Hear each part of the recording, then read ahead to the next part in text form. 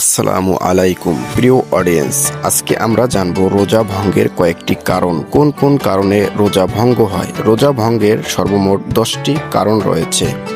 1 নম্বর, জোরপূর্বক কেউ যদি কাউকে কোনো জিনিস পানাহার করায় অথবা নিজে পানাহার করে। 2 নম্বর, কান অথবা নাকের ভিতরে ঔষধ অথবা তৈল জাতীয় কোনো তরল পদার্থ প্রবেশ করালে।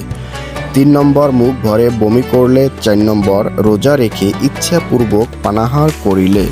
5 নম্বর, রাত ভেবে ভোরে পানাহার করলে।